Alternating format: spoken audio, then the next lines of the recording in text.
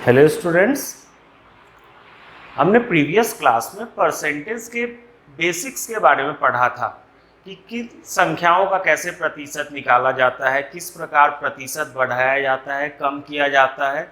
संख्याओं से जुड़े हुए प्रतिशत के कुछ सवाल बनाए थे, मतलब उदाहरण देखे थे, सवाल तो नहीं कह सकते हैं, उदाहरण बनाया गया था। तो अब उस पर आधारित प्रश्न जो परीक्षा में पूछे जाते हैं या परीक्षा में पहले से पूछे गए हैं, उस प्रकार के प्रश्न हम लोग बनाकर देखेंगे। छोटे छोटे प्रश्न जो आसान लेवल के, इजी लेवल के क्वेश्चन हैं, आसान स्तर के प्रश्न हैं, फिर धीरे धीरे स्तर बढ़ता जाएगा। तो उस क्रम में कुछ क्वेश्चंस आते हैं जो प्रतिशत में क्या है, संख्याओं से संबंधित होता है। जैसे एक संख्या के संबंध में दूसरे संख्या से उसका प्रतिशत दिया रहता है, दूसरे का पहले से, पहले का तीसरे से, इस प्रकार सभी रिलेटेड रहते हैं। उसमें एक के बारे में बताया गया कि एक दूसरे का कितना प्रतिशत है, कितना प्रतिशत कम है, अधिक है, और यही निकालना भी होता है। तो उस प्रकार के हम एक आध प्रश्न देखते हैं। इन प्रश्नों को बनाने में जैसे पहले हम लोग बनाते थे स्कूल डेज में कि एक्स वगैरह लेकर बनाते थे, ऐसा कुछ नहीं करेंगे। यहाँ पे हमें पता है कि एक संख्या टोटल 100% होती है, तो हम 100 लेकर बनाने की कोशिश करेंगे। एक छोटा सा उदाहरण देखते हैं उस प्रकार के क्वेश्चंस का, तो फिर और क्लियर होगा। जैसे एक बोर्ड में एक क्वेश्चन लिखा है, 2 numbers are respectively 20% and 50% of a third number। दो संख्याएं क्रमशः एक तीसरी संख्या का 20% और 50% है। What is the first number? What percent is the first number of the second? तो पहली संख्या दूसरी संख्या का कितना प्रतिशत है? 2 numbers are respectively 20% and 50% of a third number. What percent is the first number of the second? दो संख्याएं एक क्रमशः एक तीसरी संख्या का 20% और 50% है, तो पहली संख्या दूसरे का कितना प्रतिशत है? तो हमें इसमें सबसे पहले देखना होगा किन संख्याओं के बारे में बताया गया है, किसकी तुलना में बताया गया है। तो यहाँ पे बताया किसके बारे में गया है, पहले दोनों संख्याओं के बारे में बताया गया है, और किसकी तुलना में, तीसरी संख्या की तुलना में बताया गया है। तो हम क्या करेंगे इस क्वेश्चन को सॉल्व करने के लिए, पहले मान लेते हैं अनुमानित 3 संख्याएं हैं हमारी, ए बी सी। ऐसा लिखेंगे नहीं, अभी समझाने के लिए बताया जा रहा है। 3 संख्याएं हैं, जिसकी तुलना में बताया जाए हमेशा उसको 100 मानकर बनाएंगे। तो यहाँ पे तीसरी संख्या की तुलना में बताया जा रहा है, तीसरी संख्या का है, तो ये 100 लेंगे तीसरी संख्या सी को। अब क्या बताया गया है, पहली संख्या तीसरी संख्या कितना प्रतिशत है, 20% है। तो पहली संख्या को 100 का 20%, 20, 100 में जो प्रतिशत है वही संख्या भी होती है। तो ए 20 है, बी क्या होगा, इसका 50%, तो 50। जिसकी तुलना में बताया जाए उसको 100 लेंगे, बाकी संख्याओं को उसके अनुरूप, उसके रेस्पेक्ट में लिखेंगे। तो चूंकि हमें पता है कि पहली दो संख्या तीसरी संख्या का 20% और 50% है, तो तीसरी संख्या 100 लिए, पहली संख्या 20, दूसरी संख्या 50। अब निकालना क्या है, what percent is the first number of the second. पहली संख्या दूसरे का कितना प्रतिशत है, मतलब ये 20, 50 का कितना प्रतिशत है। अब जैसा हम मान लेते हैं कि एक 50 नंबर का एग्जाम है, उसमें एक विद्यार्थी को 20 अंक मिले, तो कितने प्रतिशत होंगे, वही क्वेश्चन यहाँ भी है। तो जैसे पता है कि जिसके बारे में निकालना हो वो ऊपर, जिसकी तुलना में निकालनी हो वो नीचे। जिस संख्या का निकालना हो प्रतिशत वो ऊपर, जिसकी तुलना में निकालनी हो वो नीचे, इंटू 100। तो ये हमारा आंसर आएगा 40%। तो इस प्रकार जनरली हम 100 लेकर बना सकते हैं। कई बार कुछ क्वेश्चंस आते हैं, अपवाद होते हैं, जहां 100 लेने से दिक्कत होती है, तो वैसे अगर एक आध क्वेश्चन आए तो हम दूसरी संख्या भी लेकर बना सकते हैं। ऐसा नहीं है कि हम 100 लेकर बनाएंगे तभी सही होगा, यहाँ 200, 400, 500 कुछ भी ले सकते हैं। लेकिन क्या है, चूंकि कैलकुलेशन आसान हो, 100 में जो प्रतिशत होती है वही संख्या होती है, इसलिए हमने 100 लेकर बनाया। अगर मान लेते हम यहाँ 200 ले लेते तो यहाँ 40 आ जाता, यहाँ 100 आता, फिर भी हमारा आंसर यही आता। लेकिन 100 ले लेते हैं, 100 में प्रतिशत निकालना आसान है। ठीक है, क्लियर है। अब नेक्स्ट क्वेश्चन देखते हैं। चलिए, ये हमारा नेक्स्ट क्वेश्चन है। जैसा हमने लास्ट क्वेश्चन बनाया था थोड़ा उससे अलग है। अब कैसे अलग है देख लेते हैं।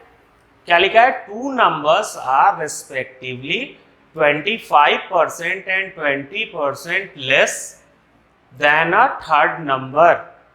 दो संख्याएं एक तीसरी संख्या से क्रमशः 25% और 20% कम है। What percent is the first number of the second. तो पहली संख्या दूसरे का कितना प्रतिशत है। पिछले क्वेश्चन में क्या था कि उसका एक पार्टिकुलर परसेंट दिया गया था, यहां क्या दिया गया है उससे कम है।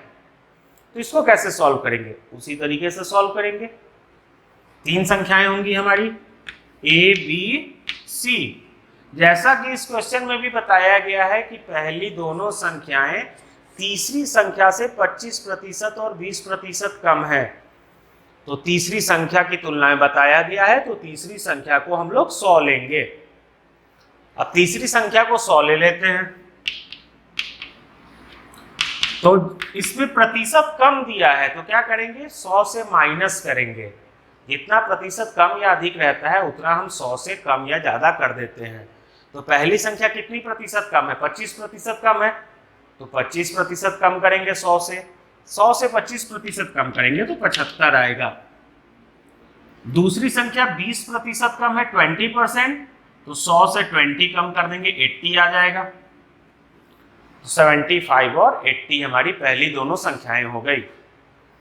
अब वही निकालना है जैसे लास्ट क्वेश्चन में निकाले थे। पहली संख्या दूसरे का कितना प्रतिशत है, तो जिसके बारे में पूछा जाए वो ऊपर, जिसकी तुलना में पूछा जाए वो नीचे इंटू 100 कर देंगे। ये आंसर आएगा 93.75। 75/80 इंटू 100।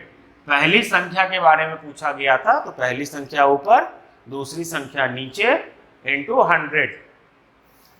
ठीक है, तो इस प्रकार हम लोग 100 लेकर बना लेंगे इस प्रकार के क्वेश्चंस को। क्लियर है। चलिए हमारा एक नेक्स्ट छोटा सा क्वेश्चन है। क्वेश्चन में दिया है B got 20% marks less than A. B को ए से 20% कम अंक मिले हैं। Then A got how much percent marks more than B. तो ए को बी से कितने प्रतिशत अधिक अंक मिले। यहाँ बी के बारे में बताया गया है कि उसे ए से 20% कम अंक मिला है, तो ए को बी से कितने प्रतिशत अधिक अंक मिले हैं। तो इसको कैसे सॉल्व करेंगे। यहाँ तो ना ए का अंक दिया है ना बी का अंक दिया है। अगर ए का अंक दिया हो तो उससे 20% कम कर लेंगे तो बी का अंक मिल जाएगा, लेकिन चूंकि यहाँ नहीं दिया गया है तो हम क्या करेंगे, इसमें एक का अंक हम 100 मान लेंगे। वो 100 किसका लेंगे, तो यहाँ देखेंगे पहले लाइन में बताया किसके बारे में बताया गया है, तो बताया गया है बी के बारे में कि उसके अंक ए से 20% कम है। तो बी के बारे में बताया गया है ए की तुलना में कि ए से कम है।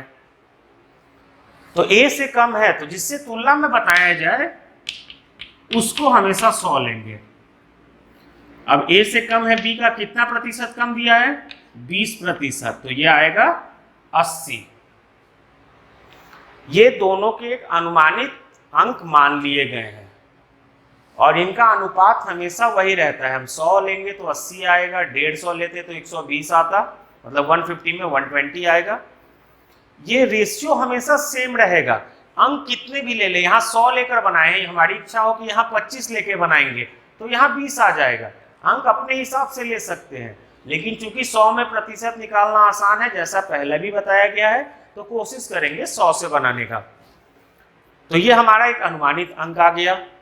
अब निकालना क्या है कि ए को बी से कितने प्रतिशत अधिक अंक मिले।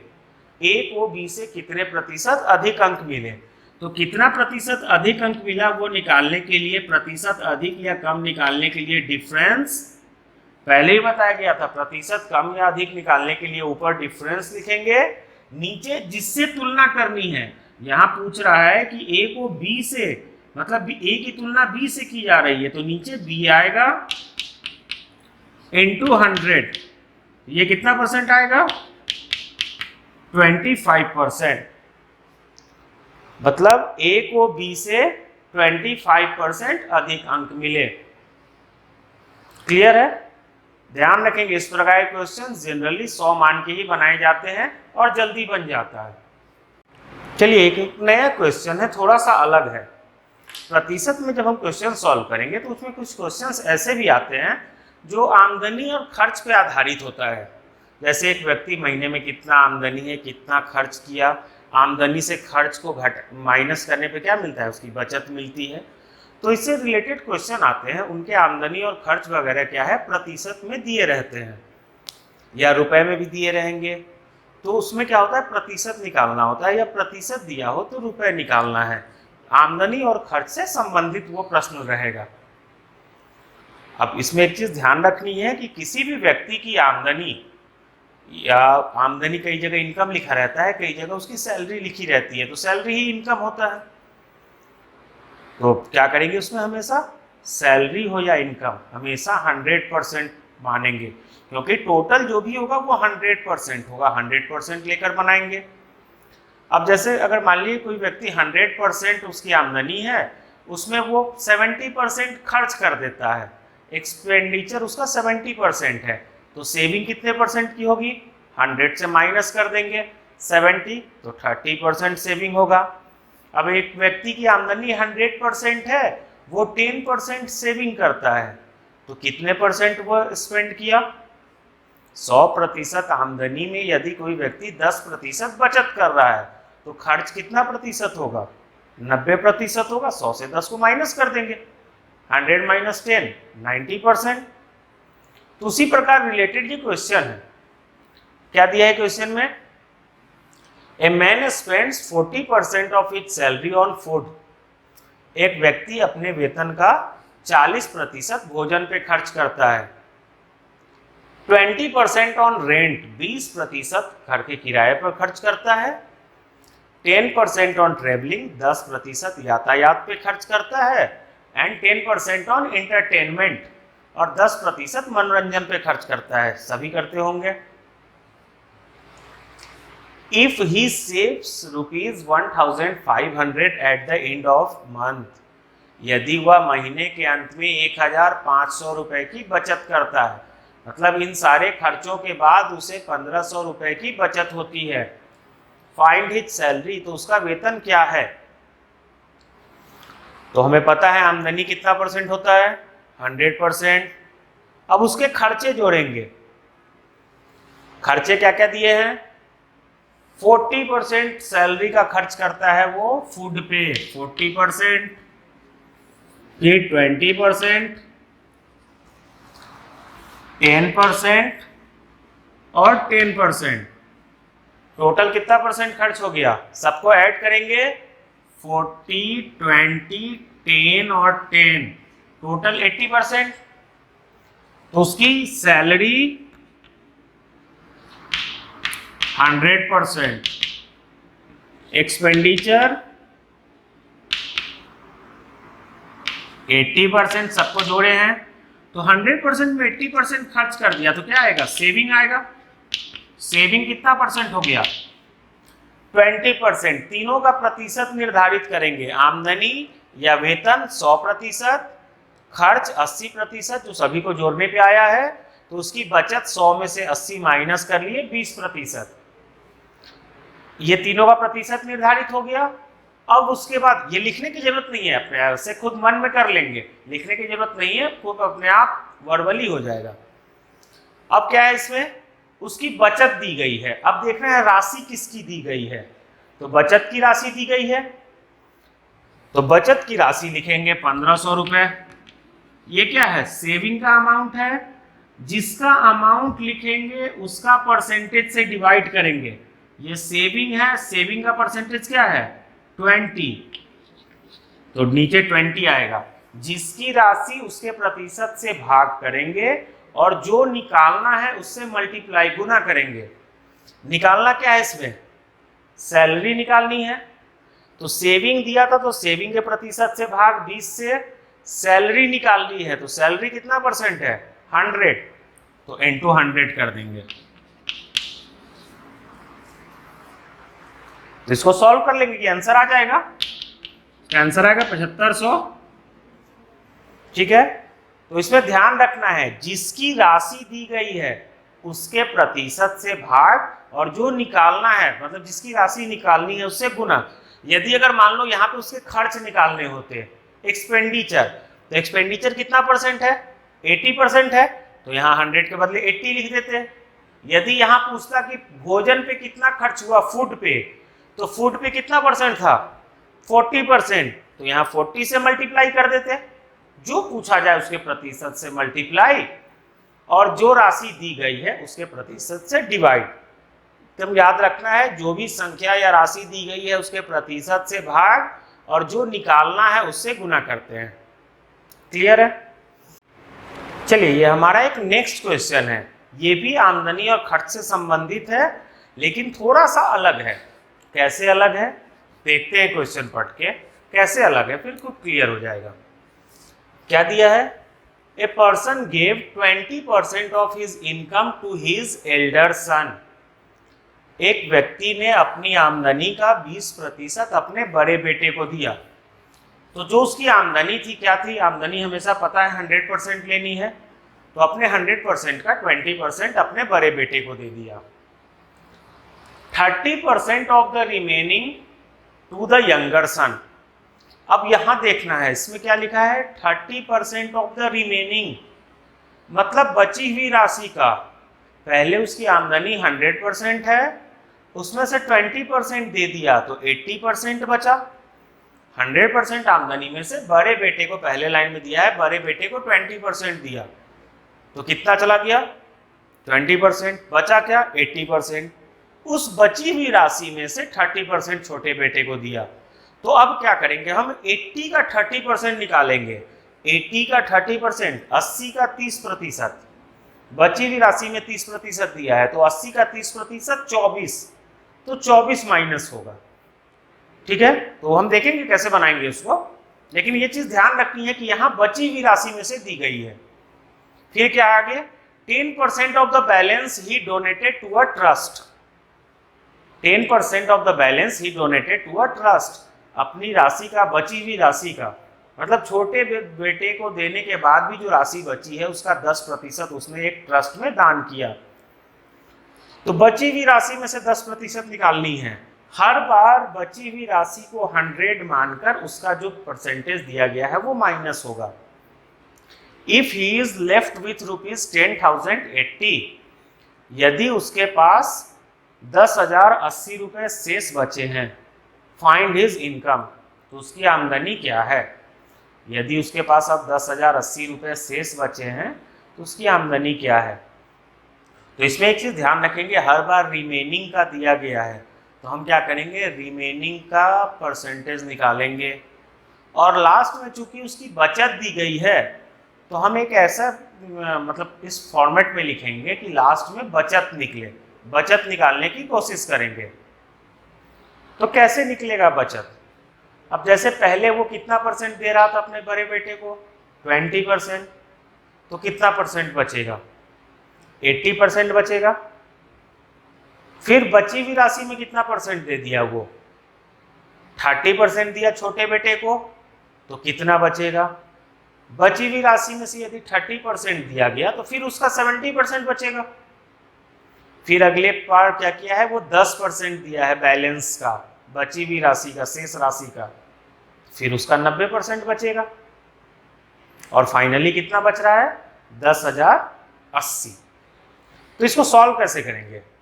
मान लेंगे कि उसकी टोटल आमदनी कोई भी राशि है x है, उसकी टोटल आमदनी x है।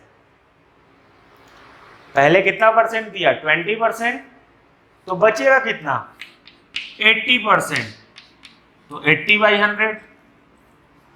फिर छोटे बेटे को कितना दिया है 30%, तो बचेगा कितना 70/100, और 10% डोनेट किया तो बचेगा कितना 90/100। 100 में जितना डोनेट हो जाएगा वो यहाँ माइनस करेंगे। 20% डोनेट हुआ तो 100 से 20 माइनस करके 80 लिखे, फिर 30 हुआ तो 100 से 30 माइनस किए 70, फिर 10 हुआ तो 100 से 10 माइनस किए 90, और इक्वल टू कितना आना चाहिए, फाइनल राशि क्या बची थी उसके पास 10,080। तो इस प्रकार अरेंज करके लिखेंगे। जब भी बैलेंस का रिमेनिंग अमाउंट का दिया हो तो इसी प्रकार अरेंज करके लिखेंगे। इसमें x की वैल्यू क्या आएगी, सॉल्व करके देख लेंगे। x का वैल्यू आएगा 20,000। ठीक है, कैलकुलेशन कर लेंगे। इसमें x का वैल्यू 20,000 आएगा। क्लियर है? तो अगर टोटल सैलरी का दिया हो तो जैसे लास्ट क्वेश्चन बनाए थे वैसे ऐड करेंगे। यदि रिमेनिंग में दिया हो या बैलेंस में खर्चे दिखाए गए हो तो हम इस प्रकार मल्टीप्लाई करके लिखेंगे। इसको सॉल्व कर लेंगे। कैलकुलेशन तो आता ही है सभी को, नहीं आता होगा तो कैलकुलेशन की अलग से क्लास ले लेंगे। ठीक है, अलग से एक लेक्चर कैलकुलेशन पे हो जाएगा, देख लीजिएगा करके। क्लियर है? चलो फिर नेक्स्ट क्लास में देखते हैं कुछ नए क्वेश्चंस। Okay, thank you.